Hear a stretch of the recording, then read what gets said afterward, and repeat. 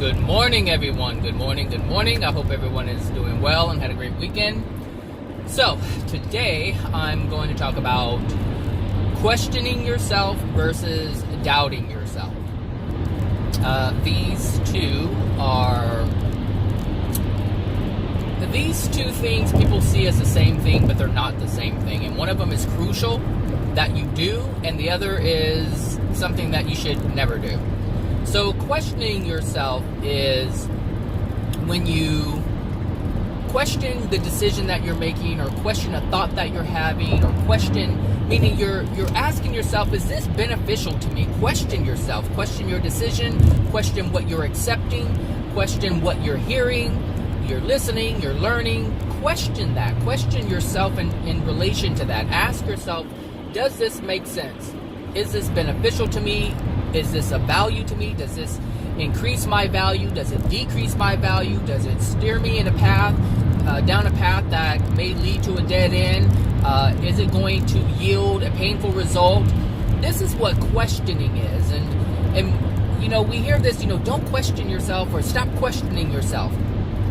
Always question yourself, but never doubt yourself. Doubting yourself is when you come to a conclusion and then, or you make a decision and you're like, oh, I don't know if that's going to work, but it's a feeling of not having the ability to make the decision. That's what doubting yourself is. You make a decision, but then you doubt if you're able to even make the right decision. And most people doubt themselves instead of questioning themselves. And what's interesting is most people will not, I don't want to say most people, but some people will, instead of doubting themselves, they'll, hold on, I lost my train of thought. Too early for this. Where's my coffee? Hold on a second.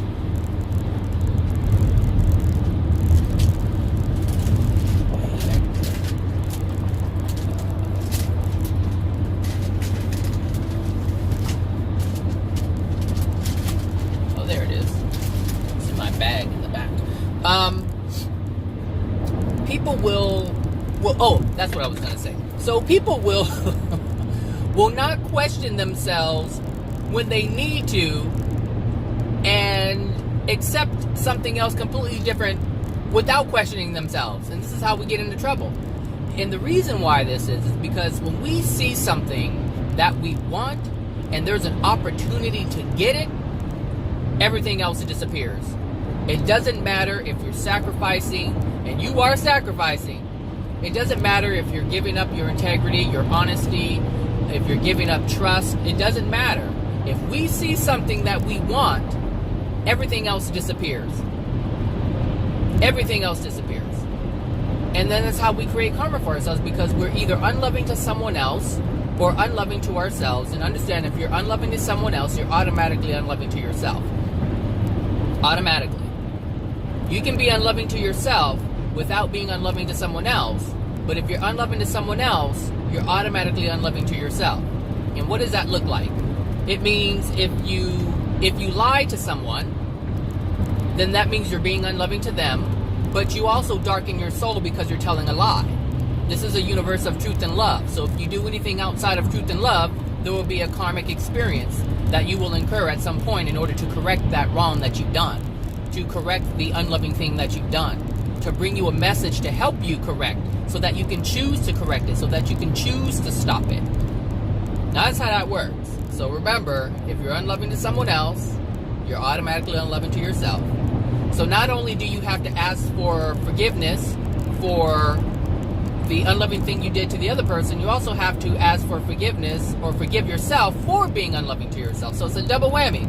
So this is why I'm like, I'm leaving people alone. Just leave them alone. So, but the reason why this is coming up, the whole doubt and questioning, is because I was having a conversation with a friend yesterday, and this person is just like in a depressive state. And one of the issues that this person is facing is that they don't feel that they're worthy. They don't feel that they're capable, even though they're capable. Their history, this person used to be an amazing, and still is, but just doesn't see it, doesn't feel it in the moment. an artist. This person is an artist. And when I say artist, I don't mean like on canvas, even though this person knows how to do all that stuff. I don't. So, I'm not that creative person. I don't even desire... Look, I don't even desire to make a stick man. I just don't. That's not who I am. But anyway, this person is in a, depressive state. A lot of fear. And the fear comes from a lot of pain. But this person doubts themselves. And one of the issues, we were having a conversation. I was doing most of the talking. He was actually listening. Which is what I really like about this person, is that actually when I'm talking and trying to explain something to him, he actually listens. Like, he's not trying. A couple of times he tries to defend his ways that are keeping him in the space that he's in. But for the most part, he listens and he absorbs it. And generally after every conversation, he's like, "Thank you for that. I really enjoyed our conversation, blah, blah, blah." This is very typical with this person. So I guess you could say this person is, how would I guess it's easy to redirect this person, towards, a place where they can improve their life. The problem is, they're not questioning themselves. They're hearing the things in the moment. They're hearing what I'm saying in the moment. And a lot of people can talk to them and give them good advice. But he doesn't question himself. He just continually doubts himself. And so we have to question. We even have to question the doubt. And this is why they're separate. Because you have to question your doubt. You have to question yourself. Where am I in the moment? Do I want to be here? Ask these questions of yourself. Am I enjoying life? Do I like what I'm doing? How did I get here? Do I want to stay here? Where do I want to go? Where do I want to be? What do I want to feel? All these things you need to ask yourself. When you're doubting yourself, ask yourself, do I like feeling this way? Why am I feeling this way? Why am I here? I was somewhere else before. How did I get here? All these things, just ask yourself. But this is part of questioning yourself. Question the place that you're in. Why don't I have confidence? Why is it so difficult for me to get out of bed? Question your place, where you are. Because the truth of the matter is, we can all be in a better place from where we are in the moment. At every moment. 5 years ago, I could have been in a better place. I was in a better place after that. Today, I'm where I am, but I can be in a better place and will be in a better place. Because that's what I know. I know this for a fact. I will not stay in the current space that I'm in. That is not an option for me. It's an option for other people, but only because they're not questioning themselves. Everyone has desires, everyone has goals, everyone has a vision of what they wish their life could be. And it can be that. But in order to get to that place, you have to question yourself. You have to question how you got to where you are. You have to question what you're doing to keep yourself where you are. And then you have to question yourself in terms of, what do you need to do to be in a different place? Always question. Ask yourself. I'm always questioning myself. Even if it's a thought. If there's a thought that crosses my path and I know it's not of truth, if I know it's not in love, I question myself. I'm like, hey, that wasn't loving. Where did that come from? Why did I think that? Where did that come from? Why did I think that? Is this beneficial to me? Does this add value to me or take away my value? Well, love is value. That is the only value that you have. So if I'm having a thought that is unloving, then I am taking away value from my being. I'm taking away value from my being, meaning I'm taking away love. I'm allowing something else to come in and jeopardize, compromise my soul condition. And every day I'm questioning myself. I question myself, like I said, I question myself even at a thought. I don't wait for my mouth to say something and be like, oh, I shouldn't have said that. I question it as the thought comes across my mind, and I'm like, whoa, I can't. Where is that coming from? And so it's not even an option to speak it. And this is what we have to do. But doubt is something that you have to question, because it's the one thing that's keeping you away from my water bottle. It's the one thing that's keeping you away from the life that you would rather have. If you want to go out and do something, then you have to get rid of the doubt. But you have to question yourself first to get rid of the doubt. How did it get here? Why am I so doubtful? Ask yourself, why do I feel like I can't do anything? And this was interesting because this person had a very sad childhood, a very lonely childhood, and the person is very creative and has done a lot of, creative things with different companies and things for celebrities in the entertainment industry, I should just say. And this person was living a dream, and then all of a sudden now this person doesn't even want to get out of bed. So what happened? You can't say you're not capable because you've already proven you're capable. So what happened? Something happened. Well, what I was trying to explain to my friend is that what you're experiencing now was always within you. It's what you experienced as a child, but you never released it. It's still there. And I was also explaining to him that whatever his dream was, he was allowed to experience that which he truly desires. The Creator allowed him to see a glimpse, not only see, but experience a glimpse of their dream, a glimpse of their desire, a glimpse of their passion. He was able to experience this. And if this is what he truly loved to do, then now he has to deal with the stuff that he never dealt with. All the things that kept him a lonely, sad child, he needs to release. God can't sustain your desire, your dream, your passion, if those things are making you happy, but yet you hold a lot of sadness within your soul. It can't be sustained. And this is why we have to question ourselves. Even that in itself. How did I get to this place when I was doing what I loved? How? Well, lucky for him, he has me as a friend, and I can explain exactly how and why that is. And so that's why we had the conversation. Obviously, there's something within him. I mean, there are people that I know, and I never talk about this stuff. Ever, because it's not a desire of theirs. It's not a desire of theirs at all. So it can't be part of their reality to fix themselves, to question themselves. That can't be a part of their existence. They have to want it. And if you don't want it, it won't come to you. If you have already decided that you have an understanding as to why things are, because some people have an understanding that life is just fucked up. Life is it's a game of chance. It's like some people are lucky, some people are not. And so if you look at your situation, you just say, I'm an unlucky one, then that's going to be the reality. That's going to be the extent of your greatness. Chance. And there is no chance. That's the thing. There is no luck. No luck and no chance. Those two things do not exist. Those two things are used when people are completely clueless as to how life works. They're completely clueless as to how the soul operates. They're completely clueless about how the universe operates. They're completely clueless about the Creator. They're just completely clueless.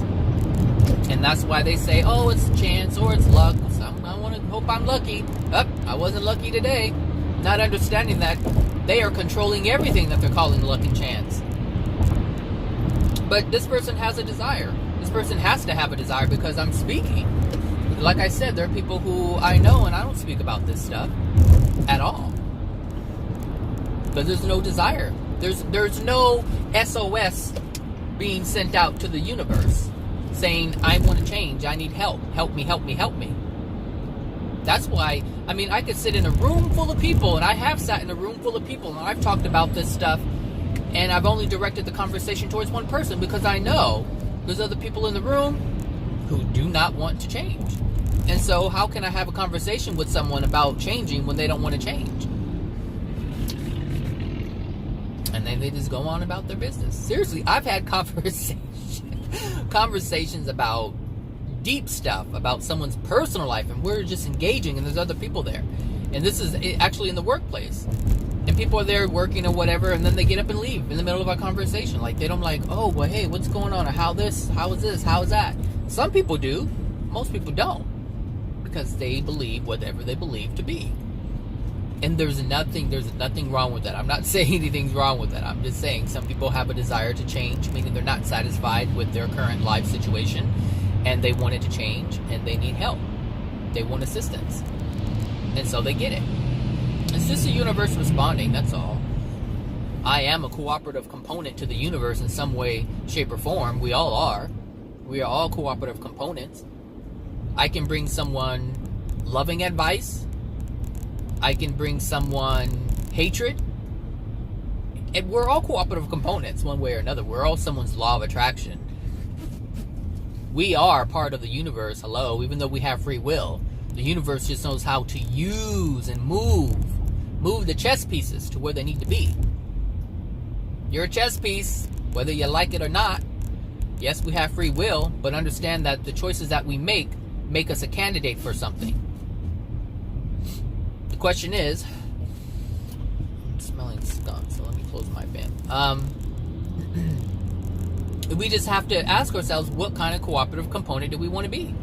Do you want to be a cooperative? Because here's the thing, you could be a cooperative component and incur karma, meaning the painful one, or you could be a cooperative component and not create dark karma, but create good karma, have a good consequence. Well, I don't know about you, but I know what I want.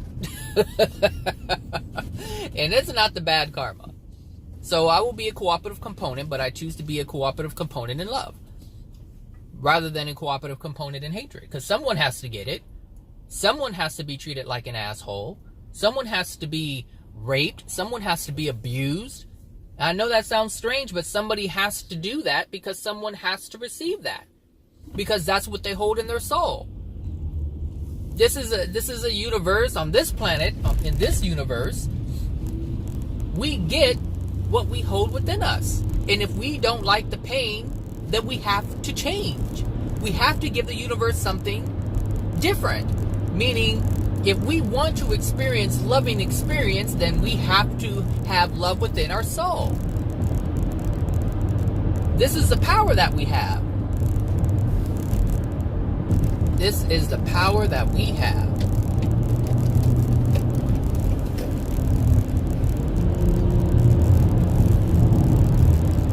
Keep people together. Keep people together forever and ever.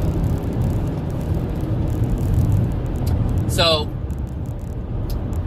anyway, but it's true. I know that rape thing sounded weird. They're like, how could you say such a thing? Rah, rah, rah.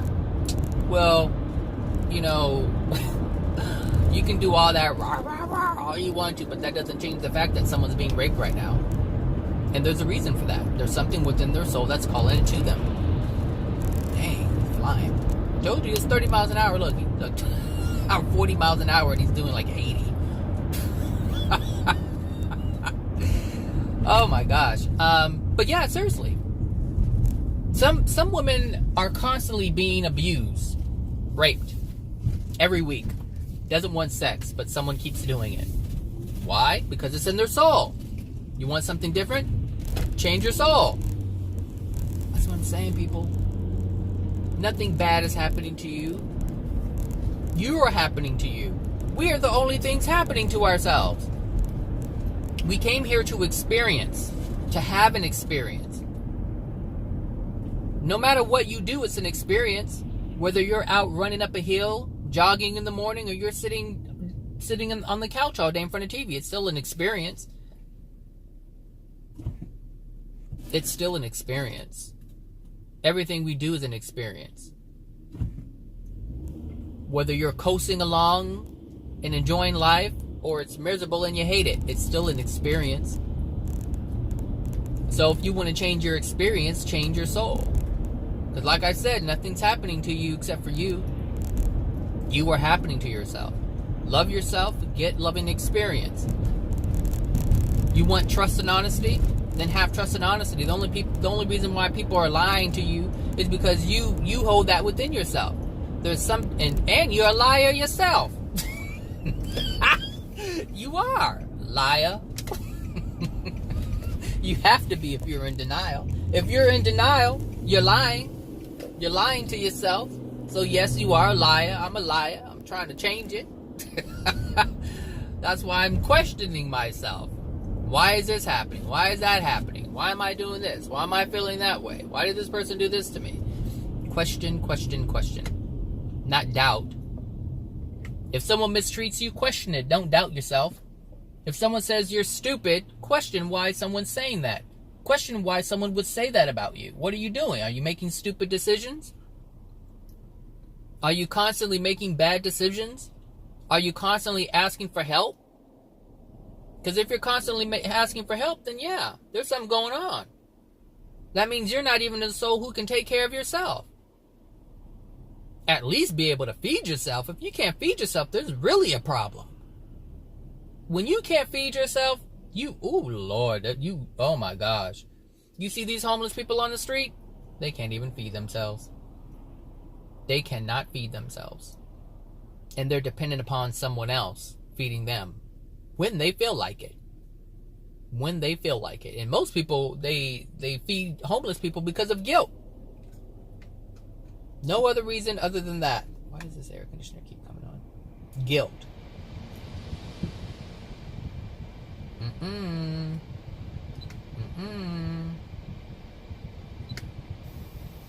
What is going on? Oh. I was hitting something. I don't want that. Sorry. I'm sorry. I'm going to hit the map button. I kept hitting the audio button. So yeah, these people on the... what is playing now? Oh no, we don't want that. We don't want that. Yeah, these people who feed the homeless, they do it out of guilt. Like, oh my gosh, they're so hungry. I want to stop their suffering, because it hurts them to see the other person suffering. When I see a person, I'm like, ooh, your soul is a dog. You can't even feed yourself. You can't feed yourself. At some point, something has to happen where someone has to say, you know what, I need help. There are so many programs out there, to help a homeless person, get on their feet. I work for one of them. So I know. I mean, someone who's out on the street, homeless, sleeping in a tent, we can get them an apartment, we can pay their rent, we can buy them food, clothes, all kinds of hygiene products. We buy people beds, we buy them all kinds of furniture, microwave, dining table, whatever it is, we buy it. Like, there's no problem. So it's not like you can't have it. It's not like you can, there's all hope is lost. But, the thing is, we have these graduation ceremonies where, a person has successfully completed the program, and it's amazing because they tell their stories. They're like, there was a time I was sleeping under a bridge, and, I felt like nobody cared, and these people came in, and blah, blah, blah, blah, blah. So a regular success story. But that just goes to show that you can think differently of yourself and do great things. You don't have to doubt yourself, because most people doubt themselves. And, it's okay to help someone along, to help someone understand that they are greater than how they see themselves. But we cannot do it for them. We cannot do it for them.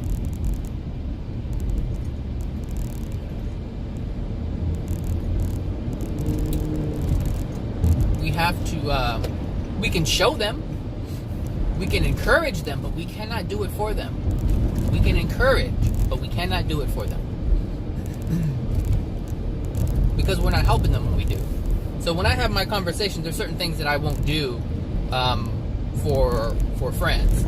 There's certain things I will do, but there's certain things I won't do. I will not enable a person. If someone is not doing for themselves, I can't do it for them. I can share with them, the information. I can help them see what they're not able to see. But I can't do it for them.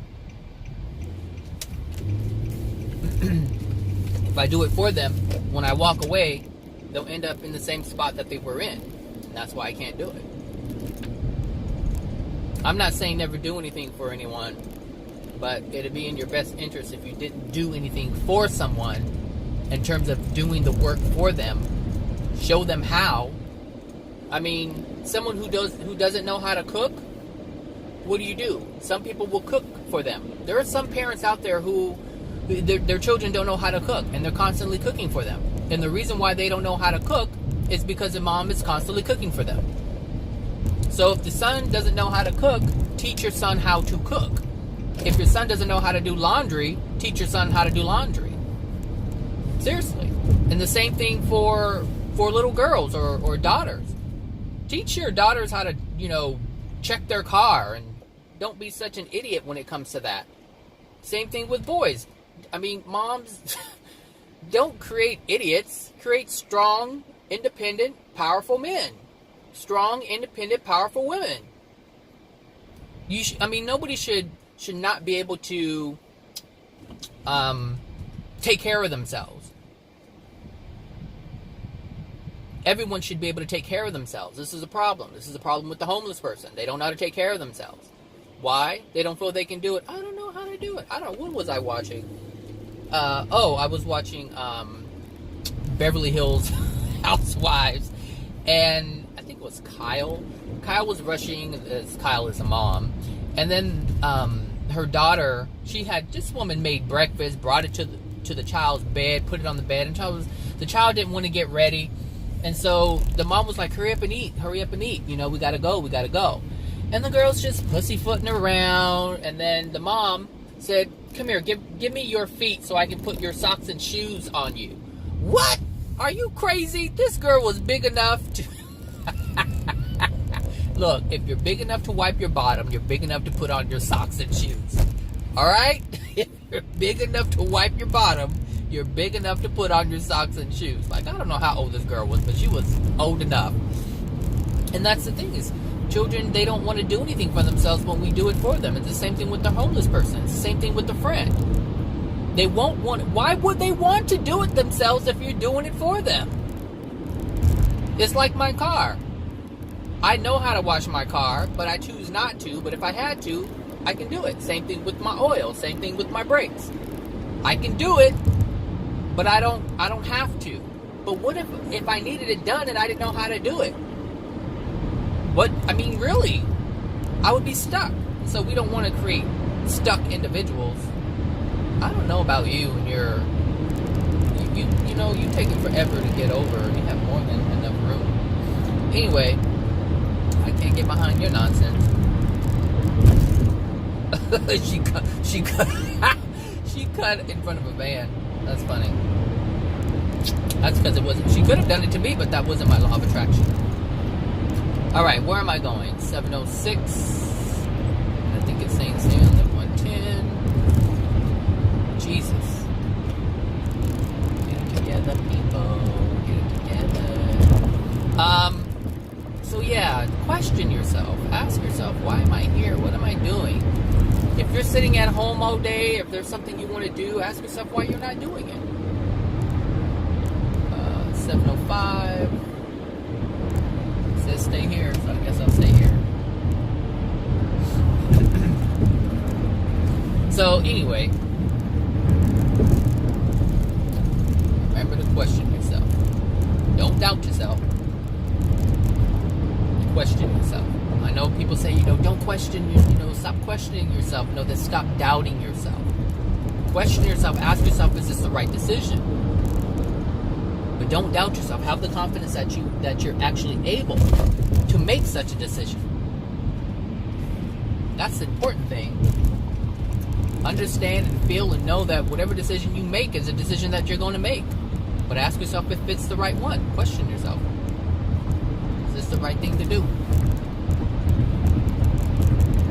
I have to do it all the time. Is this the right thing to do? Should I open my mouth? Should I not open my mouth? There's a lot of answers that I have to a lot of questions. but I don't always have to open my mouth. So I don't.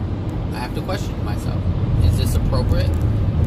Should I, well, in my lane, should I say something? Should I not? Am I helping someone? Am I not helping someone? Sometimes you can say something and not help someone.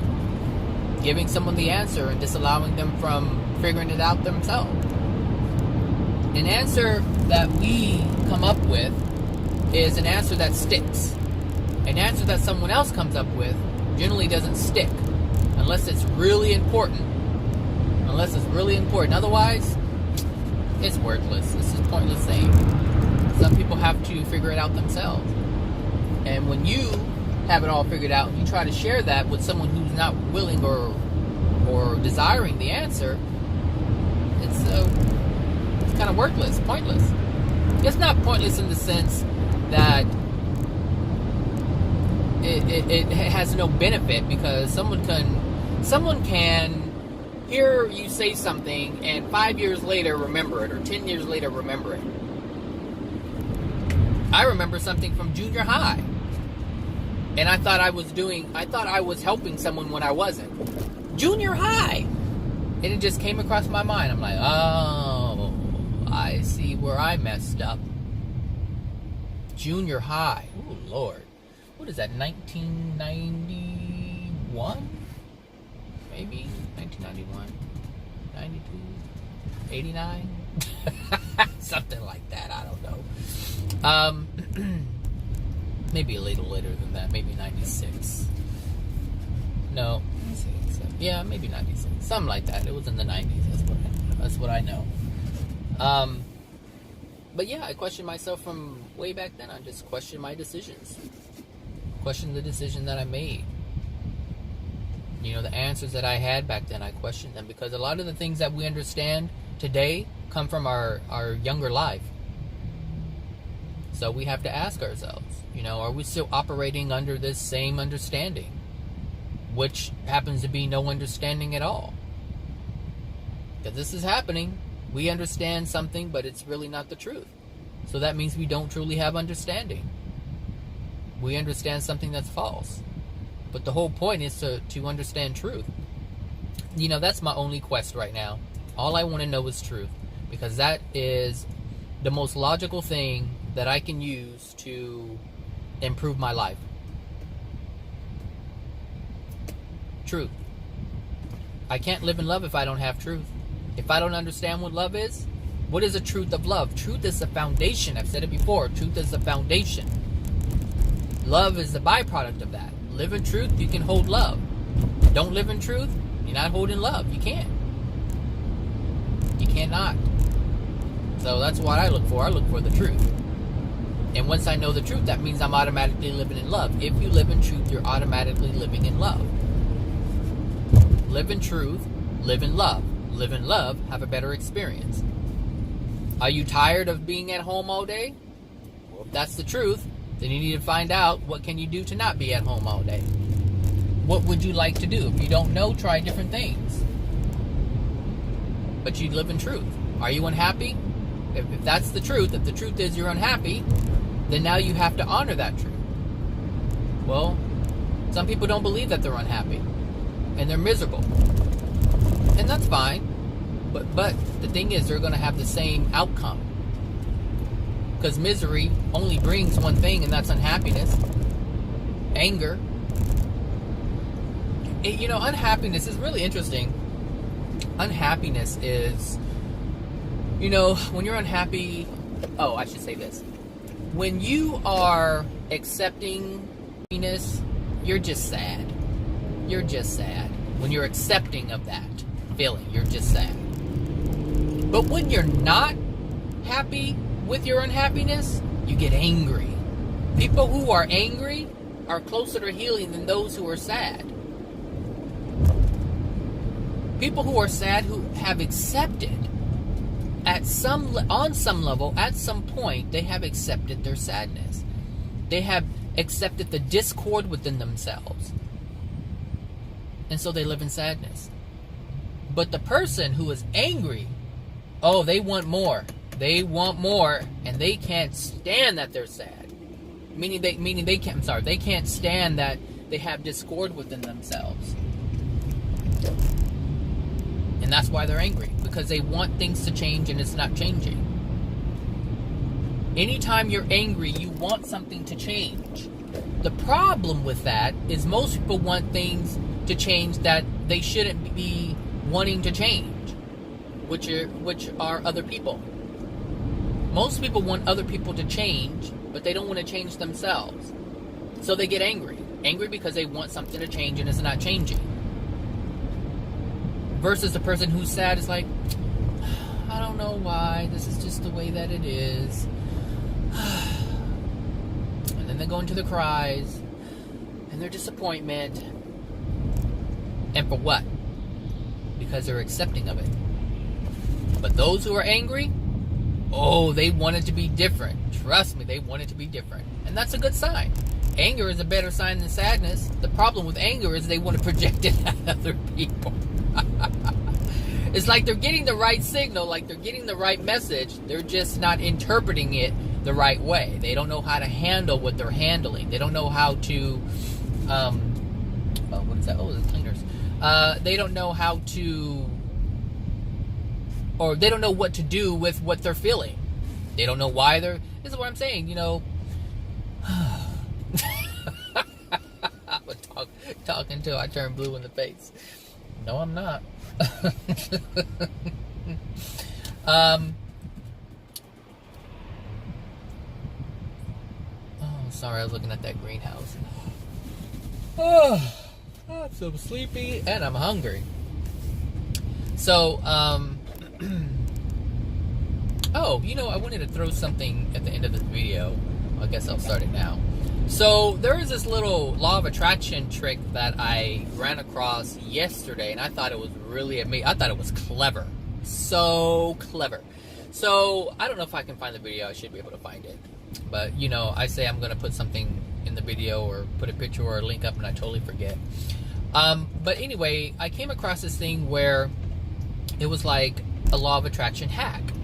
And the person, it wasn't a person, it was like words. You know how they have words for music in there? That's all it was. Nope, there wasn't any voice over or anything like that.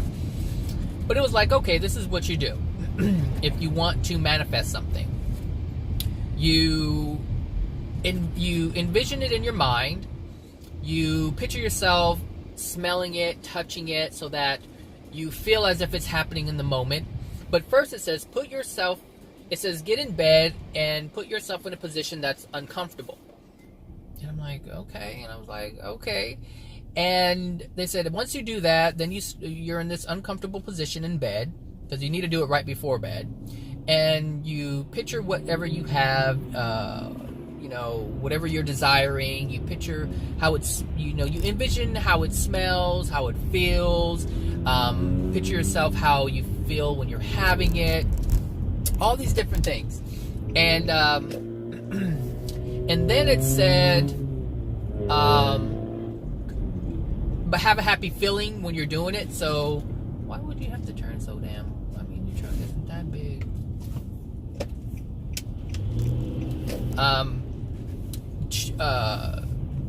What's my train of thought?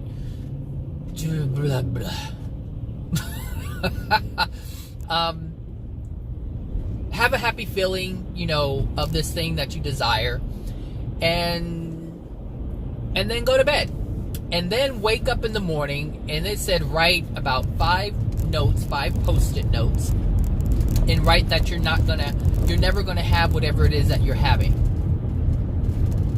And I was reading some of the comments and they were like, why would you desire something and then tell yourself that you can't have it? And I kept looking at the video, you know, and it's like, okay, so write 5 post-it notes saying that you're never going to have whatever it is that you're desiring, and put it in places, the most common places, so like your bathroom mirror, your refrigerator, blah, blah, blah, in your car, and whatever. And for 3 days, you leave it there. And then you take them down. And then that was it. I was cracking up when I was reading the comments, because I understood exactly what the person was doing. I thought, that is so clever. I mean clever. So here's the thing. Here's the reason why you want to do that. When we desire something, we want it. And when we want it, we create resistance. And so this is the reverse psychology that you're doing with yourself. So what you do is you have that, the reason why you put yourself in that uncomfortable position in the bed is because you're not in that position. So that happy, loving feeling of having or desiring or having whatever it is that you desire, you're having that in a position that you're not generally in when you have bad thoughts, when you have doubt in your mind. So all the time that you're creating resistance, you're not in that position. So that which you desire is not connected with that comfortable position that you're in when you're in bed. That happiness is only associated with being in a position that is in a position that you're never in. You have to purposely put yourself in that place, because this is how we get into our groove, our bad habits. You can try so hard to do something, like you can try so hard to be on a diet. And you're doing it, and you're not eating bad food. And then you go to a restaurant, because all this time you've been cooking for yourself. But then you go to a restaurant and you get into the feeling. And the feeling of a restaurant is order whatever you want. And in that moment, you get into that comfortable feeling of the waitress and the waiter and bringing you the water and the appetizer. And you just get into that groove of what you're supposed to do. And so that feeling is associated with you being in that space. So this is why they wrote, put yourself in a very uncomfortable position when you do this, because you want this happy feeling to be associated with this position, not how you regularly lay in bed. Because how you regularly lay in bed is when you have your doubts, you're thinking about all kinds of things, you're worried about your bills and your problems, and you don't want that which you desire to be associated with all that doubt. And so I thought that was so freaking clever. And then when you desire something, you say, I want it, I want this, I want this, I want this, I want this. Every time you say I want, you're creating a resistance between you and that which you desire. Because wanting is a being in a space of not having. It's a space of lack. So if you want, you only want because you don't have. So this is why it was so important to do the reverse psychology for 3 days. You get it out of your mind because you already sent it out to the universe that this is what you want, and you want to leave it there. So you leave it there. The universe already knows what your desire is. Now you have to get your mind off of it so you don't create resistance for yourself. You don't want anything to interfere with that which you desire. And wanting is interference with that you desire. So I thought that was freaking clever. I was like, because this person knows how it works. The person knows how we sabotage our own desire. We keep ourselves from it by wanting it so badly. So have a desire, and then you tell yourself you're never going to get it, and because you don't keep harping on something that you're going to get, that you're not going to get. If someone says you're not going to have it, you're like, fine, I ain't going to have it. But if you keep wanting it and wanting it and wanting it, you're still not going to get it. I thought that was so clever. Anyway, so that's it for this video. I hope you guys have a wonderful week, and I will talk to you guys later. All right, bye now. Okay, I'm back. I'm sorry, I forgot something. So yesterday when I was having the conversation with my friend, he said, because he's creative, and I was like, you have the solutions, you just have, he came up or something, I don't know, I think he's the one who said it. He goes, so I have to find the creative solution to my problems, because the whole issue was he was experiencing these problems, but he had no idea how to find the solution. And the thing is, we all have the answers to the problems that we are experiencing. There is not ever a time we do not hold the answers to our problems.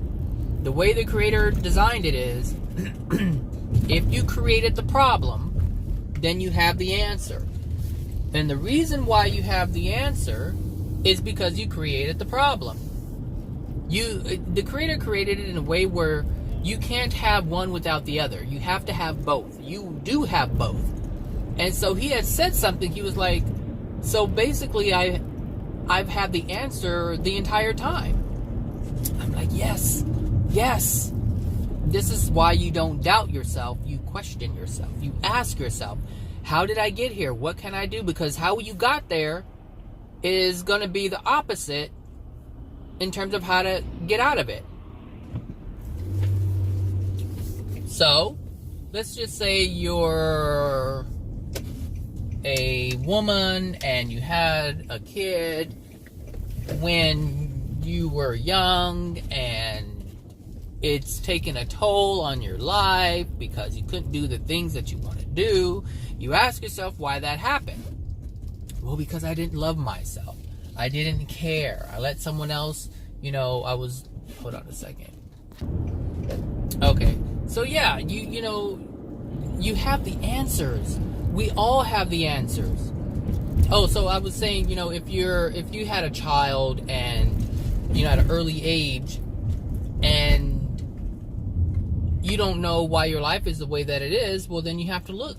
You did not honor yourself. You had dreams and goals, and you did not see that the action you were going to take, or the action that you did take, was going to prevent you from doing X, Y, and Z. So you had a different life. So if you're depressed and you doubt yourself, then ask yourself why this is, and do the complete opposite of that. But we always have the answers. Always.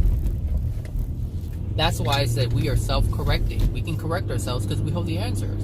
We just have to be open. Being better is the goal.